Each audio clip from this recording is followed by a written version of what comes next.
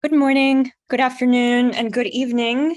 My name is Diana, and I am the head of research and sustainability at the Global Blockchain Business Council. And it is my pleasure to welcome you to this GBBC Virtual Members Forum on the history and current state of Grayscale Bitcoin Trust, GBTC. This is a biweekly webinar showcasing the innovative work of all our members around the world. And today we're joined by Craig Salm and Jennifer Rosenthal from Grayscale. And I'm going to introduce Grayscale and each of you. GBBC member Grayscale is an organization that enables investors to access the digital economy through a family of secure, compliant, and future-forward investment products. We will discuss the history and current state of Grayscale's flagship GBTC and insights on GBTC's broader implications on the state of US crypto regulation. And before we begin, let me introduce Craig and Jennifer. Welcome, both of you. Thank you. Craig Salm, it's a pleasure to have you. Craig Salm is the Chief Legal Officer at Grayscale Investments, and he oversees the daily legal and regulatory operations of the business and its products. Prior to joining Grayscale, Craig was a corporate associate at Paul Weiss and a member of its capital markets and securities group, primarily focusing on representing issuers, private equity sponsors, investment banks, hedge funds, and other stakeholders in corporate finance transactions, as well as advising on securities law and corporate governance matters. Craig earned his Bachelor's of Science from the University of Michigan and his Juris Doctor from the Benjamin and Cardozo School of Law. Craig serves as a board member of the Ethereum Classic Cooperative and co-chair of the Securities Law Working Group for the Blockchain Association and is an active member of the Crypto Ratings Council. It's very hard to follow that. Huh? And Jen Rosenthal is the Vice President of Communications at Grayscale Investments, the world's largest crypto asset manager. Since May 2021, Jen has led Grayscale Communications function, deploying thoughtfully crafted narratives across multiple channels and platforms to promote and protect Grayscale's brand. Previously, Jen was director at Finsbury Global Hearing, FGH, a global strategic communications and public affairs consultancy, helping clients manage their reputations while navigating complex environments. Prior to joining FGH, Jen spent 5 years at Pearson at a variety of roles across global corporate affairs and marketing functions, including driving the communications strategy for the company's business in China, India, the Middle East, Latin America, and South Africa. Before joining Pearson, Jen led communications and events for an international early literacy nonprofit called Parent Child Plus and taught English. Jen holds a BA in English education from the University of Delaware and an MS in strategic communications from Columbia University. We welcome your questions at any point during today's presentation. Please submit them in the Q&A tab at the bottom, and we will take it over to Craig and Jen to get things started. Thank you, Diana, and thank you everyone for tuning in. Thank you, Craig, for standing next to me as we balance looking at each other and looking at the camera. But so to kick off, Diana gave us a pretty helpful introduction of who we are, but we're new members of GBBC. Sounds a lot like GBTC. Yes, it does. So acronyms abound here. But can you just give us a little bit more about who Grayscale is and how we kind of came to be? Sure. So Grayscale is the world's largest digital currency asset manager. We manage about $20 billion across a family of 17 digital asset products, which are all listed on the slide here. We also have one equity ETF that offers exposure to the digital asset ecosystem. And our goal is really to bring access and exposure to the digital currency asset class for investors that are not comfortable with or are not able to invest in crypto directly. But what they can do is invest in a fund that offers them that exposure. So today we have the world's largest publicly traded Bitcoin fund, Grayscale Bitcoin Trust, ticker symbol GBTC. the world's largest Ethereum fund, ticker symbol ETHE, and several other ones that are on here on this slide. Yeah. So can you unpack that a little bit? So if you have a Grayscale product, what kind of investor are you, and where would that product live? Yeah, it's a great question. And because of this state of digital asset regulation in the US, we've had to approach our product offerings from a 4-stage life cycle, where each stage results in the product becoming more accessible to more types of investors. What that also results in is us having a different category of investor depending on where a product is in its life cycle. So the first stage is we launch a private placement under Rule 506C of Reg D, which is a part of US securities laws. That's the most restricted offering we can do, meaning it's only available to accredited investors. In the US, that means you have a certain level of net worth or have a certain level of income and a certain level of sophistication. Those investors also are subject to a 1-year lockup period, so you have that restriction on you. Now, some outside the US may say, well, if the SEC, our securities regulator, is not okay with more accessible products that we get into, like an exchange-traded fund for retail investors, well, why are they okay with this private placement offering you're doing? And the policy choice there is that the SEC is more comfortable with this asset class for these accredited, more sophisticated investors, and provide they hold it for at least 1 year and bear the risk of the investment. Got it. So that's the first stage, private placement. The second stage is we develop a public quotation on the over-the-counter markets. That enables shares that were created in the private placement to now be freely tradable among not just accredited investors, but also retail investors. So following that theme of becoming more accessible to more types of investors.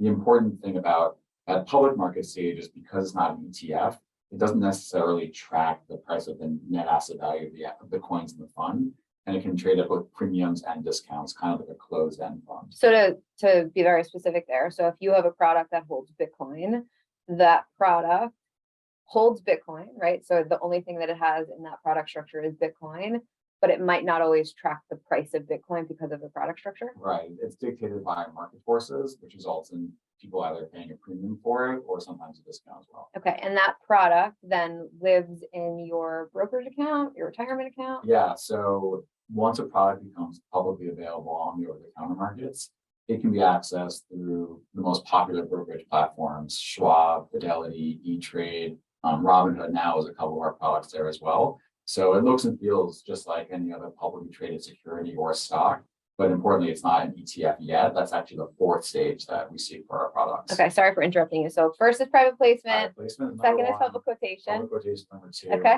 The 3rd stage is something called seeking SEC reporting status. That is an important stage because when our products are public, they report to OTC Markets, which is a regulated marketplace, but they don't report to the SEC through things like 10Ks, 10Qs, audited financial statements.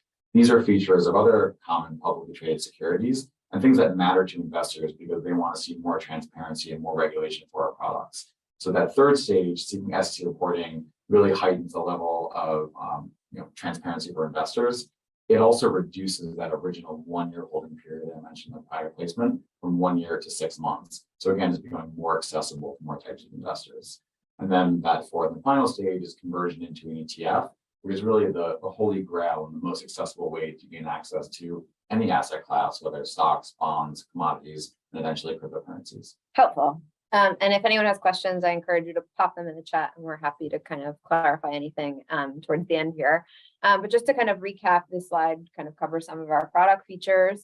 Anything on the slide that you might want to highlight? I think here, as we mentioned, this first bullet here shows you that our products are for investors that want access to crypto, but don't want to have to worry about buying it on a crypto exchange or non-US marketplace that they're not familiar with. You don't have to worry about things like custody. There's a lot of concerns around hacking and theft or just losing your private keys and losing your assets. We eliminate all of those risks so that your investment looks and feels just like any other investment in a security. Okay. Accessible on brokerage accounts, as you mentioned. The other great thing about our products is you can invest in them through tax advantage accounts. So IRAs and other retirement products. It allows you to really get that crypto exposure to a singular investment vehicle. Okay, so moving forward and specifically looking at Grayscale Bitcoin Trust, which is our largest, our first, and is our flagship product. lots of conversation around kind of getting an ETF approved.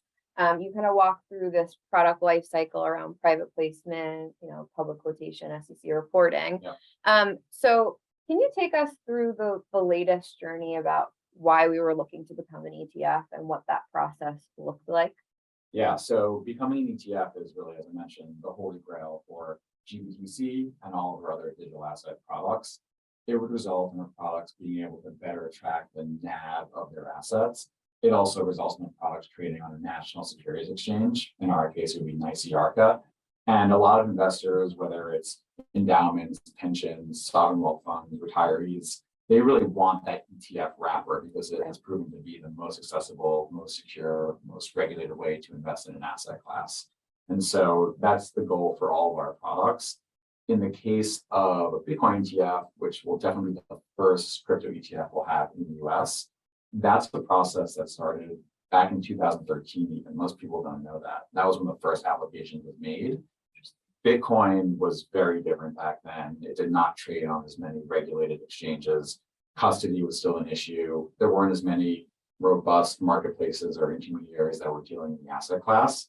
And so it really took until 2016 and 2017 when the first true wave of Bitcoin ETF applicants, including Grayscale, were in front of the SEC seeking to have either a new product that hadn't yet launched become an ETF, or in our case, an existing product that we were just looking to convert into an ETF to make it more regulated for our investors. At that time, the SEC cited things like fraud or manipulation in the underlying Bitcoin markets as their reasons for not being comfortable with any type of Bitcoin ETF. It's also important to note that there's really two types here. There's an ETF that would hold physical or spot Bitcoin, like what GBTC does today, and other ETFs that hold a derivative of Bitcoin called Bitcoin futures. Next question. No, I was just going to say, I would have double click on that. Yeah. So the underlying Bitcoin market is consistent across all Bitcoin products. Is that right? Yes. So whether you're talking about spot Bitcoin or Bitcoin futures, it's important to note that their pricing is derived from the same underlying Bitcoin markets. So that's exchanges like Coinbase or Gemini or Kraken or LMAX, which is in the UK, Binance, which has a lot of different exchanges around the world. And back then, given that that was the stated concern of the SEC, it made complete sense why they would ultimately end up denying both types of ETFs, spot and futures, because that concern permeates across both products. Grayscale then went back to just managing GBTC, continuing to gain more investors, more AUM, more trading volume. As this slide shows here, January 2020 is also when we became SEC reporting. That was us saying, we understand the US markets are not yet ready for a spot Bitcoin ETF, but what can we do for our investors to make this product more transparent and safer for them? So that's why that stage is really important for us. And that's a voluntary stage. Yeah. That's a voluntary reporting. Yeah, that was a voluntary process and a really good opportunity to get in front of the SEC and continue to work through a lot of the issues they were seeing with not just Bitcoin, but the crypto markets more broadly. And I personally was very impressed with the level of questioning we were getting from them. Questions around how we think about pricing and how our index methodology works, how custody works, how we report to investors, making our disclosures more full and enhanced. So a great opportunity to be in front of the SEC back then. So that was 2020. Another year went by and a really important development happened is that we had a change in the SEC chair. And so the new chair came in and started to express some positivity towards the Bitcoin markets. However, he was really only focused on Bitcoin futures. And that was interesting to us because if you recall, both types of Bitcoin ETFs, spot and futures, have the same types of risk around the underlying spot Bitcoin markets. So how could you be okay with one and not be okay with the other? A couple more months went by and eventually we saw the first Bitcoin futures ETF start trading in the US. That was a really encouraging event to see because any access to Bitcoin in a regulated format, whether spot, futures, or other, is beneficial for the US and really world markets to have more access to Bitcoin. That was also actually the same day, therefore, that we refiled our application to convert into an ETF because it really signified for us the SEC must now be okay with Bitcoin markets. So that kicked off a 240-day review period where the SEC invites the public to submit comment letters in why they believe or don't believe that they should be approving this type of ETF.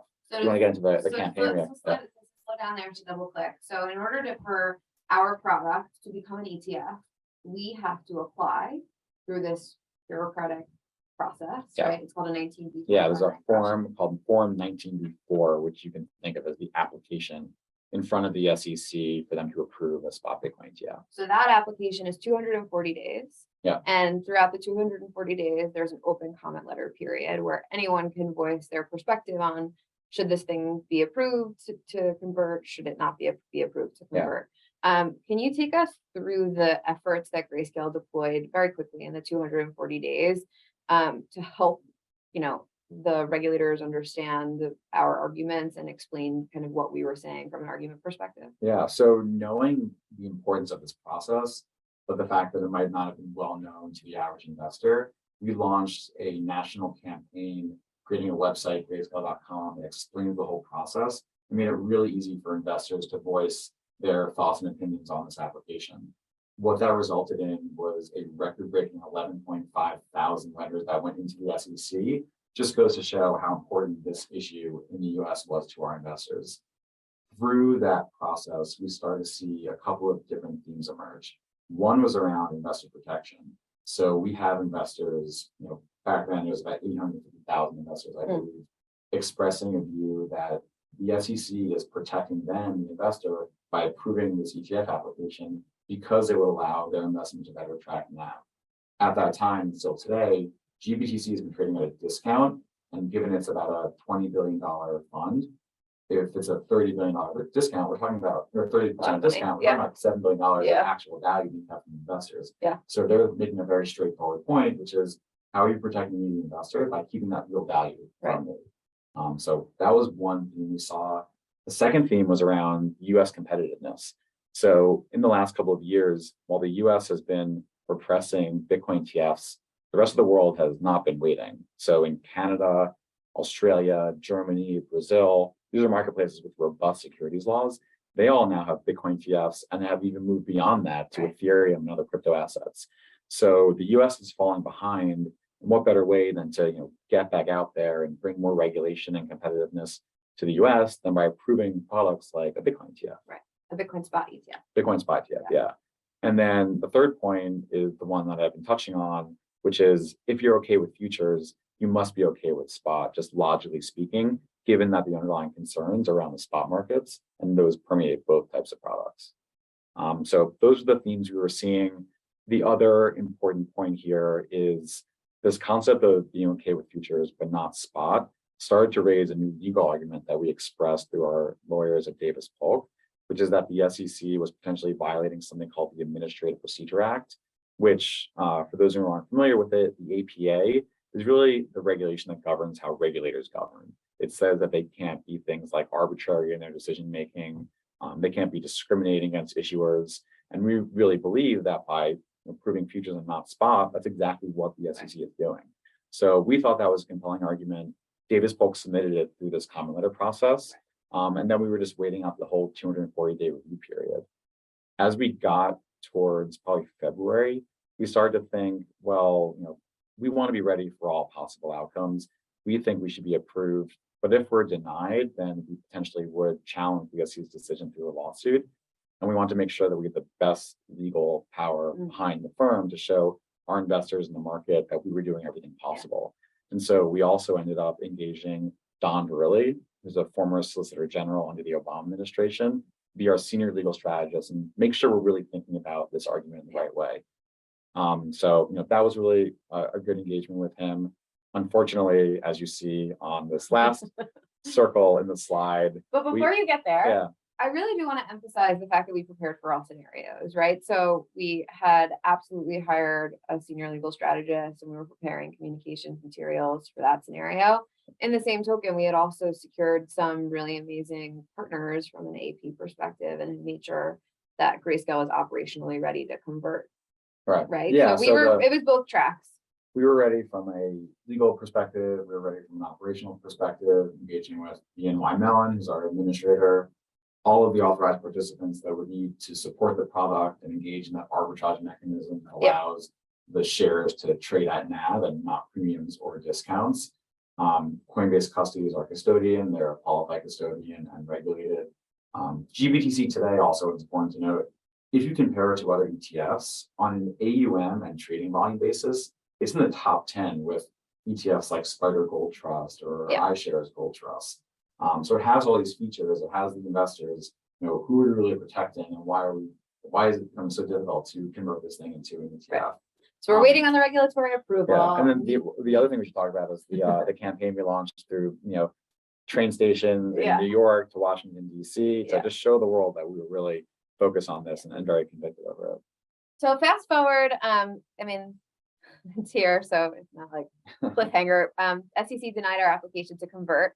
So now we're looking ahead, and they denied our application to convert. We immediately filed the first step in that so always being litigation ready. process. The same way that the moment that Bitcoin futures ETF started trading, same day we filed to convert into ETF. The moment we unfortunately were denied, the same day we filed to challenge that denial. And that's what you see here on the second bullet on June 29th. Okay, so take us through. I know we only have a couple minutes left. So very quickly, what's our timeline here? It's, we filed the initial petition for review. We filed our initial filings. We're waiting for the SEC to file their documents. How long is this process going to be? And you've kind of outlined for listeners, our argument around the Bitcoin spot versus futures. They're based on the same underlying market. Is that argument going to be the argument that we take forward into the litigation process? Will it change at all, et cetera? Yeah, so our substantive argument is that the SEC is in violation of both the Administrative Procedure Act and the Exchange Act because they're treating futures and spot ETFs differently, even though they should be treated the same. If you're okay with one, you have to be okay with the other. And so the SEC, in essence, what they're saying is acting arbitrarily, capriciously, and discriminating against issuers. So that's the substantive argument that we're making. In terms of timing, the important thing to know here is that in the US federal court system, you have three tiers. There's the district level, the appellate level, and then the Supreme Court. Because we're challenging a decision of a federal agency, we actually bypass that first level and go straight to the appellate level. So that right there is important because it saves us, a year or so of time. At the appellate level, timing in any litigation is inherently uncertain, but what we've been advised to understand is that it should take about 1 year to play out that process. Right. And then if we are successful and it is not challenged to the Supreme Court, then that's the end of it. Right. If we're not successful and we challenge it, then it's another set of the timeline. So right now we filed on June 29th. We're in the stages of filing procedural documents with the appellate court, waiting for the SEC to make the filings. And then also we're working on our brief, which really lays out the substantive arguments. We're also going to be seeking something called amicus briefs. So amicus or amicus curiae is the full term. In Latin means friend of the court. That's an opportunity for third parties with an interest in the matter to submit their own briefs to the court for their consideration, again, why they believe or don't believe that the court should approve or not. And if anyone's interested in those legal documents, we are in the spirit of transparency. We've created a landing page on our website, so you can go to grayscale.com to see any of those documents. And when the amicus briefs are eventually posted and we have some clarity around the briefing schedule for the litigation timeline, we'll be updating that website so in real time. Always wanted to be transparent and informative for our community. The same way with the SEC process, we made it super easy for people to follow that and be a part of it.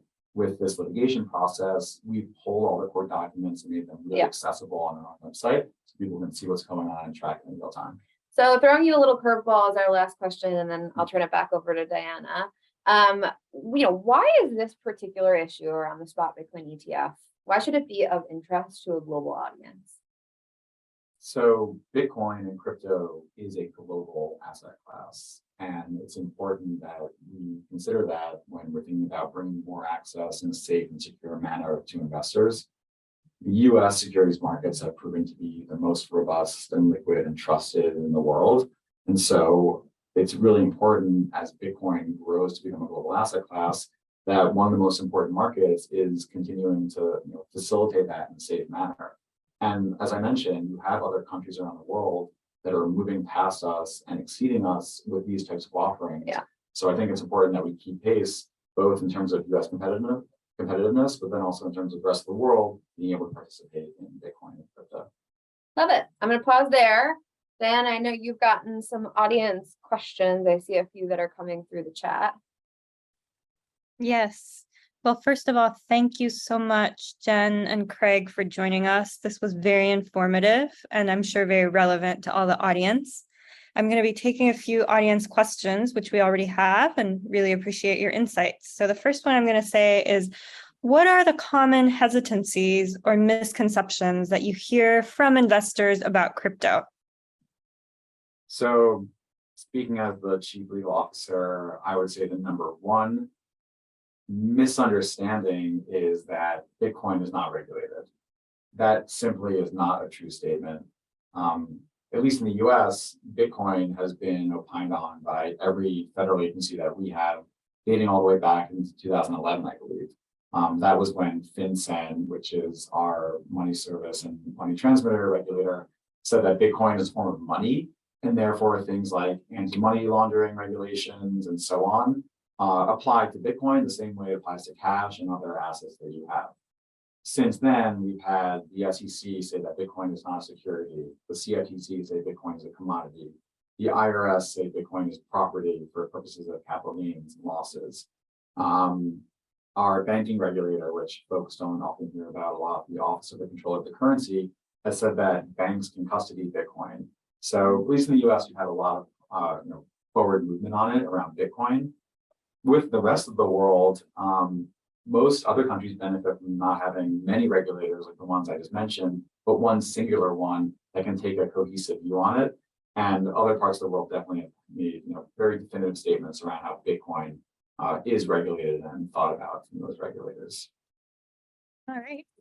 Well, next question would be, what are some of the key characteristics in which GBTC differs from traditional asset managers?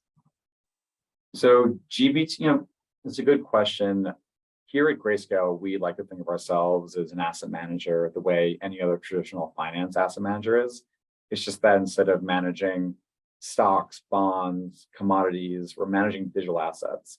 But we very much approach the product offerings and our investors in the same manner because we're doing the same type of structured vehicles with reporting and tax information statements, audited financial statements. So we're not that different in that regard. It's just that the assets that we're managing are not as traditional as other ones. Where do you see the future of GBTC headed, and what would you share as Grayscale's vision for the future? So the future for all of our digital asset products is to convert into an ETF, like what we're trying to do with GBTC today. We definitely believe that an ETF in the US is a matter of when, not a matter of if. Right now, we are laser focused on this litigation we have with the SEC, which really, when you boil it down, it's a disagreement in how the Bitcoin markets are regulated and whether the US is ready for this type of investment vehicle. We believe, regardless of the fact that you've had the futures ETFs be approved, the Bitcoin markets today have shown that they are robust. They have protections in place. You have marketplaces using surveillance technology akin to technology used at other traditional securities and commodities markets. And so even that right there shows us that Bitcoin markets are ready, and those historical concerns around fraud and manipulation are not really as big of concerns anymore, at least in the ETF context. But then the fact that we do have futures now is an even bigger reason why the US markets should be ready for this type of ETF. And then from a more macro perspective, to answer that question a little bit differently, I think that we believe that the crypto ecosystem will continue to grow and evolve. We believe that the crypto ecosystem is going to kind of connect into the global financial system. There's a lot of plumbing that's still to be built to help. You have a really robust crypto ecosystem here. You have the traditional finance here, and there are very few bridges. But as the kind of plumbing comes together, I think you're going to start to see over the next 12, 24 months, a continued development of crypto as it relates to the global financial system. Yeah. Next is, what learnings would you say, if any, that you've gained over the span of GBTC's development over time?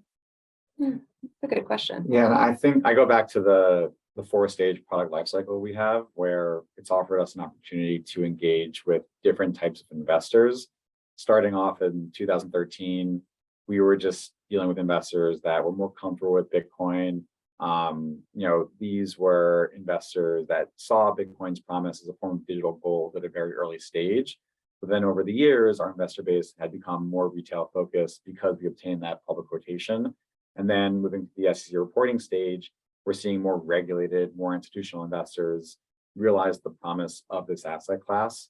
So on the investor level, we've definitely seen an evolution of interest in viewing Bitcoin as a digital gold, viewing Bitcoin as a long-term investment in a new technology.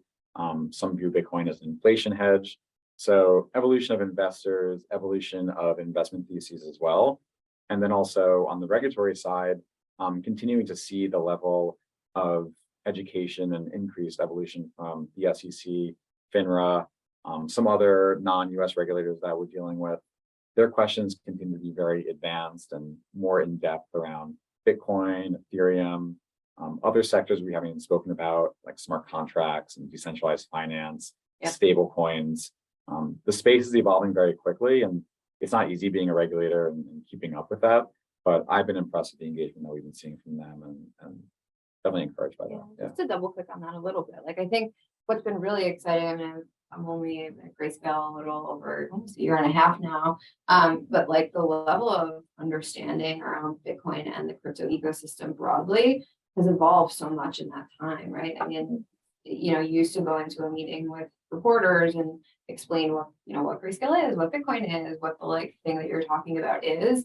They're coming with much more sophisticated questions. And I think what's been really interesting is you see entire media brands building crypto reporting teams and having reporters that are not just focused on crypto, but then assets of crypto like DeFi or regulation, things like that. So the level of sophistication and understanding of this asset class just continues to grow, I think, across the board. Yeah, and to that point, we're really focused on education and putting out content, both at the explainer level, but then also getting more in depth Research. Really good research. And I'm a big fan of taxonomy and categories and sectors. And one thing we've been looking at in the last year is something an affiliate of ours, CoinDesk Indices, produced called the DAX, the Digital Asset Classification Standard. This is an analogy to the GICS in traditional finance, the Global Industry Classification System. And the goal there is to help investors understand the different sectors within crypto and therefore allocate to different positions. So taking the DAX, you have sectors like currency, which is Bitcoin, smart contracts, which is Ethereum, decentralized finance, and within DeFi, there's a lot of different categories of traditional finance. The metaverse and gaming is another sector. And then computing, which is more that infrastructure type sector. Absolutely. The one thing I would underscore though is it's still very early, right? I think the thing that we always try to convey in our educational materials with investors or with whomever is that we're still very early days for a lot of these developments. So it's not too late ever to learn or to invest or to explore. Absolutely. There's definitely a reflection of increasing interest, and it comes with an educational component to introduce investors to crypto. Is there anything more you could speak on that? I mean, from an educational perspective and like investor interest perspective, the way that we have structured our products is through a couple of different lenses, right? So there's the single asset products, so products that hold kind of cryptocurrencies one-to-one. And then similar to kind of Craig's comments before, you then have diversified products. And what we're seeing is a trend toward thematic investing. So not only looking for exposure to crypto, but then saying, okay, I don't want to choose a winner and a loser, but I'm really interested in this idea of smart contracts as the building blocks for the crypto ecosystem, right? And so investing in that kind of product. Yeah, that's very interesting. And that also plugs into the next question of regarding opportunities in this build market where people are building products and like the composability of a lot of these developments. We have Grayscale's XETH smart contract fund that reflects your interest in alternative smart contract platforms. Could you tell us more about which smart contract platforms you are most excited about? Yeah, so the Smart Contract Platform Fund is reflective of one of those sectors I mentioned, smart contract platforms. We launched that fund because we realized that while Ethereum has really proven itself to be the most established and longest standing smart contract protocol, there are new challenges that investors and the community is getting very excited about. And we wanted to offer our investors an ability to express that view. Given the current state of crypto today, we're not really coming up with very actively managed strategies. Our investors really just want the long passive only exposure. And so as we think about diversified funds, today we've only created ones that are market cap weighted. And if you're going to do a market cap weighted smart contract fund and include Ethereum, it's going to be most of the fund. So we decided to exclude Ethereum from that one and give investors exposure to the other smart contract protocols. So that's protocols like Solana and Avalanche and Polkadot and Cardano. These may be names that other members are familiar with, but the idea there is we're not taking a view on any one of them. We're letting the market do that for us, and that's why it's market cap weighted. So we're excited about those ones that we think the market has shown an interest in, and that's what the fund is going to reflect. Yeah, and we're really excited about this idea of using index methodology to inform a diversified product structure, because then you don't have to choose the winners and the losers. You say, okay, let's actually set up these rigorous criteria by which these protocols are, quote unquote, worthy of being in the product. And let's have this algorithm, this index methodology determine, and that's weighted quarterly. So it's, 4 times a year. Let's, reapply this algorithm to make sure that it's, a timely and updated product. Yeah, that's very interesting. The next question is, what are some of the key themes that you think are emerging in the crypto economy that investors should be focused on right now, whether from your work, based on what you are hearing from the industry contacts, either? Yeah, so I think the sectors I mentioned definitely is a very easy answer to that. And that's why I think having the categories and the language to speak about it is really important for investors as they come into this asset class. It's no longer just Bitcoin as a form of digital gold or Ethereum as the only smart contract protocol. You have all these other use cases and all these other competitors that are competing to win market share.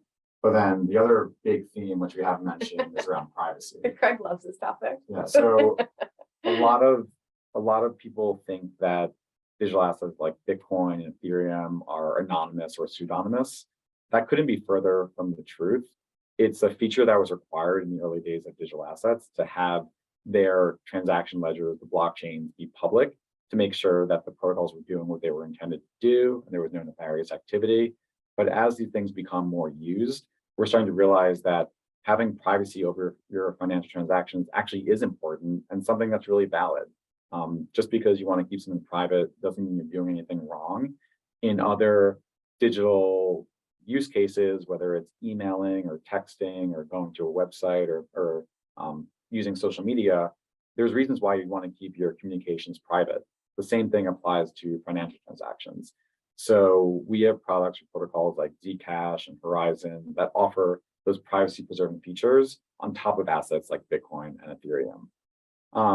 There was a recent event in the last week that some members may be aware of, which is that the OFAC, which is our financial regulator that puts persons and entities on a sanctions list, added a couple of addresses in connection with a protocol called Tornado Cash on the list. That was an interesting development because it's the first time, at least in the US, where we're seeing a regulation on a privacy protocol rather than users of that protocol. And so it goes to show that there's definitely a sort of battle going on in the privacy space, and why we think it's important for assets like Zcash and so on to exist. Yeah, the other one is our CEO actually published a letter at the front half of the year where he covered off 5 themes that he's really interested in, but I'll just double click on one of them. Was he talked a lot about the development of Web3, and that includes the metaverse and NFTs and different use cases, because right now the use cases are kind of limited to digital art and things like that, but you have opportunities for ticketing, provenance, things like that. So I would say another theme that we're tracking closely is the development of Web3, metaverse, NFTs. Well, that's all we have time for today. Thank you so much, Craig and Jen at Grayscale, for joining us today for this thoughtful and engaging presentation and Q&A on Grayscale. We really look forward to learning more about Grayscale's process, and a recording of this presentation will be circulated to all those who registered and also shared publicly on the GBBC's YouTube channel. thank you again so much and have a great rest of your day. Thank Thank you so you, much. Sarah. Thanks for everyone who's listened in.